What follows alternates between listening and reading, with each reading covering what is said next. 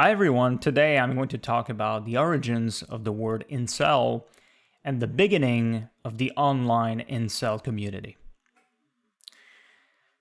The first online community to use the term incel was funded in 1993 by a woman. Yes, you heard that right, a woman. She was a Canadian university student known only by her first name, Alana. She created a website to discuss her sexual inactivity with others, titled Alana's Involuntary Celibacy Project. The website was used by people of all genders to share their thoughts and experiences. In 1997, she started a mailing list on the topic that used the abbreviation INVICEL, later shortened to incel, for anybody of any gender who was lonely, had never had sex, or who hadn't had a relationship in a long time. During her college years and after, Alana realized that she was bisexual and became more comfortable with her identity. She stopped participating in her online project around 2000 and gave the site to a stranger. After that, more incel forums started to be created. The message board loveshy.com was founded in 2003 as a place for people who felt perpetually rejected or were extremely shy with potential partners to discuss their situations.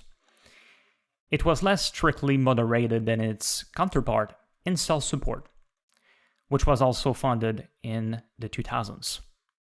While Incel Support welcomed men and women and banned misogynistic posts, loveshy.com user base was overwhelmingly male.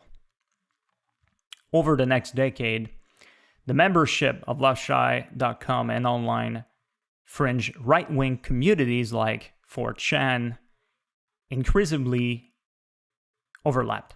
In the 2000s, incel communities became more extremist as they adopted behaviors common on forums like 4chan and Reddit, where extremist posts were encouraged as a way to achieve visibility. The Incels subreddit, a forum on the website Reddit, later became a particularly active incel community.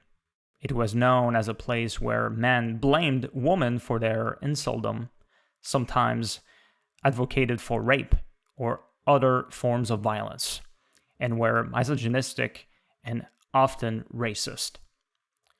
On October 25, 2017, Reddit announced a new policy that prohibited content that encourages, glorifies, incites, or calls for violence or physical harm against an individual or a group of people. And on November 7th, 2017, banned the Incels subreddit under the policy's purview. At the time of the ban, the community had around 40,000 members. The incel community continued to inhibit Reddit in other subreddits, such as on the subreddit Brain Cells. Although the tone of the subreddit was similar to Incel's subreddit, moderators of the Brain Cells forum said that they did not endorse, support, or glorify violence or violent people. A distinction they made from the subject matter of its predecessor that resulted in its being banned from Reddit. The Brain Cells subreddit was banned later. However, on September 30th, 2019, after Reddit again broadened its banning policy, almost all subreddit related to incels were banned. Incel communities began to migrate away from shared platforms and instead used their own closed forums dedicated specifically to the subject, like incels.is or incels.net. The largest of those forums was founded in 2017 and has more than 17,000 members as of September 2022.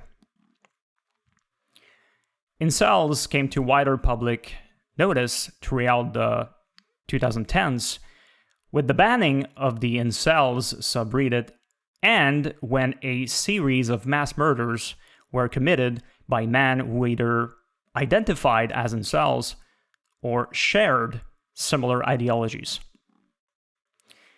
Increased interest in incel communities has been attributed to feelings of aggrieved entitlement among some men who feel they are being denied rights they deserve and blame women for their lack of sex. As you can imagine, the woman who coined the term incel must be extremely disappointed with what the incel community has become. In 2018, Alana said of her project, "It definitely wasn't a bunch of guys blaming women for their problems. That's a pretty sad version of this phenomenon that's happening today. Things have changed in the last 20 years.